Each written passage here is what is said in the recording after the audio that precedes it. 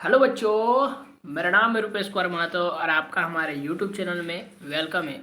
तो बच्चों, आज हम लोग लेकर आ चुके हैं झारखंड बोर्ड क्लास 10th में आपका जो बोर्ड एग्जाम होने वाला है 2024 का।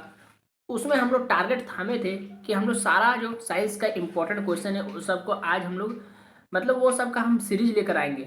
तो ये आपका पार्ट 3 है, ठीक है। इससे पहले मैं आपको पार्ट 2 और पार्ट 1 बना चुका हूँ, जहाँ पर मैं 24+24 यानी टोटल 48 क्वेश्चन मैंने आपको बताया था। और इस वीडियो में मैं आपको टोटल 18 क्वेश्चन बताने वाला हूँ जो मोस्ट इंपॉर्टेंट है और पिछले सालों में आपका बोर्ड एग्जाम क्लास 10th को पूछा गया है। तो चलिए देखते हैं कि ये कौन कौन सा क्वेश्चन है जो काफ़ी ज़्यादा इंपॉर्टेंट है और पूछा जा चुका है।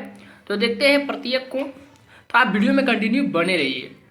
तो जो सबसे पहला क्वेश्चन आपके सामने आ रहा है, देखिए कि लिखा हुआ है कि प्रकाश के परावर्तन के नियमों को लिखिए। बहुत इंपॉर्टेंट सवाल है ये, आपको पिछले सालों में भी पूछा गया था कि प्रकाश के परावर्तन के 2 नियम होते हैं, कौन कौन से होते हैं, ये आपको लिख देना है। अगला क्वेश्चन जो आपका है बहुत इंपॉर्टेंट सा, और ये आपका फिगर वाला क्वेश्चन है, ठीक है। तो देखते हैं क्वेश्चन में क्या कहा जा रहा है। तो निम्नलिखित जो आपका दिया हुआ चित्र है उसका अवलोकन करना है और नीचे दिए गए प्रश्नों का उत्तर देना है आपको, ठीक है।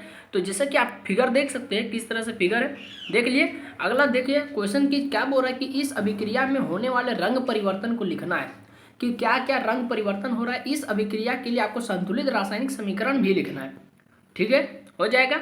अगला क्वेश्चन देखते हैं, उत्तल लेंस में बनते हुए जो आपका एक जो प्रतिबिंब होगा उसका स्वच्छ किरण आरेख खींचना है। कब कि जब वस्तु आपका प्रकाश केंद्र और फोकस के बीच रखा जाता हो तब तब प्रतिबिंब कहाँ पर बनेगा या कैसा बनेगा, उसका प्रकृति, साइज, सब कुछ आपको लिखना है। प्लास्टर ऑफ पेरिस किस प्रकार तैयार किया जाता है और इसके कौन कौन से 2 उपयोग है, ये आपको बताना है। यानी इसका 2 उपयोग और किस प्रकार से प्लास्टर ऑफ पेरिस को आप तैयार कर सकते हैं उसका क्रियाविधि को आपको लिखना है। नेक्स्ट क्वेश्चन है कि ऊर्जा के आदर्श स्रोत होने के क्या क्या गुण होते हैं, यानी ऊर्जा के आदर्श स्रोत में क्या क्या गुण होते हैं ये आपको लिखना है। अगला क्वेश्चन है कि मेंडलीव का आवर्त नियम को लिखना है। मेंडलीव का आवर्त नियम क्या था। और अगला क्वेश्चन है उसी में क्वेश्चन नंबर बी है कि निम्नलिखित में उत्कृष्ट गैस को पहचानिए, यानी कौन आपका नोबल गैस है यानी कौन अक्रिय गैस है। जैसे यहाँ पर दे दिया है नाइट्रोजन एन दे दिया, नाइट्रोजन NI दे दिया है, सोडियम दे दिया है, Ne नियोन दे दिया है। ये सब पहचानना है कि कौन आपका उत्कृष्ट गैस है। अगला देख लेते हैं क्वेश्चन कि किसी व्यक्ति को अपने दृष्टि दोष के संशोधन के लिए -4.5 क्षमता डायोप्टर क्षमता के लेंस की आवश्यकता होती है, ठीक है। ये आपको क्वेश्चन दे दिया कि एक व्यक्ति को दृष्टि दोष हुआ है तो डॉक्टर उसको कहा है कि -4.5 डायोप्टर का तुमको चश्मा लगेगा। तो अब आपको क्वेश्चन नीचे पूछा जा रहा है कि वह व्यक्ति किस प्रकार के दृष्टि दोष से पीड़ित है। बताना कि किस प्रकार का दृष्टि दोष है, निकट दृष्टि दोष है या दूर दृष्टि दोष है। उसी में क्वेश्चन नंबर बी है कि संशोधन लेंस की फोकस दूरी कितनी होगी। वो जो आप फोकस दूरी वाला जो लेंस का यूज करेंगे तो उसका फोकस दूरी कितना होगा उसका। अगला क्वेश्चन है कि संशोधन लेंस की प्रकृति क्या होगी, ठीक है। अगला क्वेश्चन देख लेते हैं, निम्नलिखित समीकरण को संतुलित करना है। तो इससे पहले भी मैं 2 वीडियो लेकर आया था जहां पर मैंने आपको 3 आपका जो रासायनिक समीकरण था जिसको संतुलित करना था, और ये आपका फिर 3 आ गया, यानी टोटल कितना हो गया आपका 3 + 3 यानी टोटल आपका 9 क्वेश्चन हो चुका है संतुलित करने वाला। तो आप देख लीजिए ये सबको आपको संतुलित करना है। आगे हम लोग देखते हैं कि कोई विद्युत रोधी तांबे के तार की कुंडली किसी गैल्वेनोमीटर से संयोजित है। क्या होगा यदि कोई क्षण चुंबक, अब यहाँ पर आपको क्वेश्चन दे दिया और उसका कंडीशन दे दिया है कि विद्युत रोधी तार, तांबे का तार, इसको भी ध्यान देना है कि तांबे के तार की कुंडली को गैल्वेनोमीटर से यदि हम जोड़ देंगे और अगर क्षण चुंबक को लेंगे, और यहाँ पर कंडीशन आपको बता दिया कि क्षण चुंबक को अगर हम कुंडली में धकेल देंगे तो क्या होगा। उसके बाद यानी क्षण चुंबक का आपका बिहेवियर को बताना है। उसके बाद कुंडली के भीतर से बाहर खींचा जाता है तब क्या होगा, और कुंडली के भीतर स्थिर रखा जाता है तब क्या होगा। ये आपका क्वेश्चन है और इसका आंसर आपको देख लेना है और समझ लेना है और याद कर लेना है। फिर देख लीजिए, फिर आपका क्वेश्चन आ गया है कि निम्नलिखित कार्बनिक यौगिकों के IUPAC नाम लिखना है। IUPAC नाम आपको लिखना आना चाहिए, जहाँ पर आपका टोटल यहाँ पर 3 पूछा जाएगा, HCOOH, HCHO और CH3COC2H5। ये सबका आपका रासायनिक सूत्र दे दिया, आपको रासायनिक समीकरण लिखना, सॉरी रासायनिक नाम लिखना है इसका, IUPAC नाम। ठीक है, हो जाएगा। अगला देखते हैं हम लोग कि 2 ओम 3 ओम तथा 6 ओम प्रतिरोधकों को किस प्रकार से आप संयोजित करेंगे कि संयोजन का कुल प्रतिरोध आपका 1 नंबर में 11 ओम होना चाहिए, 2 नंबर में 1 ओम होना चाहिए और 3 नंबर में 4 ओम होना चाहिए। तो आप किस प्रकार से ये तीनों प्रतिरोधकों को जोड़ेंगे कि ये प्रतिरोध मिलेगा। ठीक है, अगला इसी में यदि आप ये क्वेश्चन नहीं सकेंगे बनाने तो इसमें आपको अथवा भी मिलेगा, जिसको बनाना जरूरी है कि किसी विद्युत परिपथ में लघु पतन कब होता है। ये बहुत अच्छा सवाल है।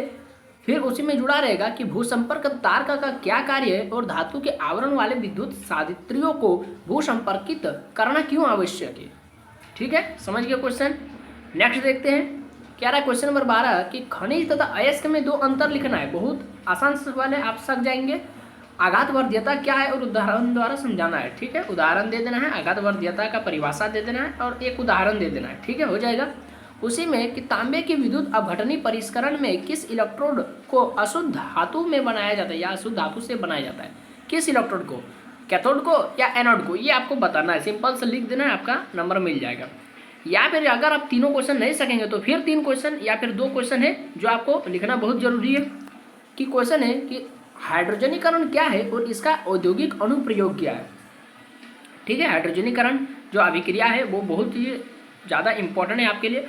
उसके बाद मोस्ट इंपॉर्टेंट सवाल आ चुका है कि साबुन की सफाई प्रक्रिया का क्रियाविधि आपको संक्षिप्त सचित्र वर्णन करना है। ये बहुत अच्छा सा सवाल है, साबुन की सफाई। ये बहुत लॉन्ग, ये थोड़ा लॉन्ग क्वेश्चन है। ठीक है, इसका आंसर लॉन्ग होगा तो इसको आपको याद कर लेना, ये बहुत इंपॉर्टेंट है। अगला क्वेश्चन देख लेते हैं। ये आपका बायोलॉजी का सवाल आ गया है कि कुछ बहुकोषीय जीव तंत्रिकीय संचार के बजाय रासायनिक संचार का उपयोग क्यों करते हैं। ये आपका सवाल है। अगला क्वेश्चन है कि चित्र का निरीक्षण करना है और इस पर आधारित प्रश्नों के उत्तर देना है। यहाँ पर आपको एक चित्र देखने को मिलेगा और इस पर आधारित आपको 2 क्वेश्चन मिलेगा जिसका आंसर आपको बताना है कि चित्र क्या दर्शाता है। आप पहले फिगर देख लीजिए, देख लिए फिगर, अब क्वेश्चन देखते हैं। चित्र क्या दर्शाता है, चित्र में क्या दर्शाया गया, यानी किस जंतु के बारे में दर्शाया गया। चित्र में दर्शाए गए प्रक्रम से क्या लाभ है। अब उस प्रक्रम को भी आपको जानना चाहिए कि ये कौन सा प्रक्रम है और इससे लाभ क्या है हमारे लिए, या फिर इसका लाभ क्या है। नेक्स्ट क्वेश्चन देख लेते हैं। नेक्स्ट क्वेश्चन है कि 2 ऐसे तरीकों का उल्लेख करना है जिनसे अजैव निम्नीकरणीय पदार्थ पर्यावरण को प्रभावित करते हैं। तो वो 2 तरीका के बारे में लिख देना आपको। और नेक्स्ट क्वेश्चन आ चुका है कि जिनों की किन्हीं 3 विशेषताओं का उल्लेख करना है। जिन तो आप जानते होंगे, जो आपका गुणसूत्र ये सब के बारे में होता है। तो जिनों की किन्हीं 3 विशेषताओं का उल्लेख करना है, तो जिन का विशेषता लिख देना है। बहुत आसान सा सवाल है। उसके बाद अगला क्वेश्चन है कि गंगा जल के प्रदूषण की किन्हीं 3 परिस्थितियों या फिर कारणों को उल्लेख करना है। गंगा जल किस कारण से प्रदूषित हुआ, 3 कारण लिख देना है। नेक्स्ट क्वेश्चन आ चुका है कि मानव है, और इसमें आपको टोटल 2 क्वेश्चन आपको जुड़ा हुआ है और अथवा में भी आपको मिलता है। तो अथवा या फिर आप ऊपर वाला लिख सकते हैं किसी भी को, ताकि आपको फुल में फुल मार्क्स मिले। मानव हृदय में 4 प्रकोष्ठ होते हैं। आपको पता है ना कि 4 कोष्ठ होते हैं। तो 4 कोष्ठ होने से लाभ क्या है, ये है क्वेश्चन। उसी में एक और क्वेश्चन जुड़ा हुआ है कि ऑक्सीजन फेफड़ों से ऊतकों तक कैसे पहुंचती है। ये भी बहुत अच्छा सा सवाल है और बहुत आसान सवाल है। आप इसको अटेंड कर लीजिएगा। नीचे वाला थोड़ा टफ मिलेगा आपको कि वे कौन से विभिन्न तरीके हैं जिनके द्वारा एक विशेष लक्षण वाले व्यष्टि जिनों की या फिर जीवों की संख्या समष्टि में बढ़ सकती है। फिर से क्वेश्चन को पढ़ लीजिए कि वे कौन से विभिन्न तरीके हैं जिनके द्वारा एक विशेष लक्षण वाले व्यष्टि जीवों की संख्या समष्टि में बढ़ सकती है। ये आपका बायोलॉजी का बहुत टफ क्वेश्चन है, तो इसको आप थोड़ा रिवीजन कर लीजिएगा। समजात अंग की परिभाषा लिखना, ये थोड़ा आसान क्वेश्चन है। तो यहाँ पर टोटल आपका 18 क्वेश्चन कंप्लीट होता है। तो ये वीडियो आपको कैसा लगा आप हमको कमेंट बॉक्स में ज़रूर बताएं। वीडियो अच्छा लगा तो लाइक करना है, अपने दोस्तों को ये वीडियो शेयर करना है ताकि उन तक भी ये सारे इंपॉर्टेंट क्वेश्चन पहुँचे और उनका भी बोर्ड एग्जाम का तैयारी करने के लिए थोड़ा हेल्प हो जाए। तो बस अभी के लिए इतना ही, फिर मिलते हैं किसी नए वीडियो में। जय हिंद, वंदे मातरम।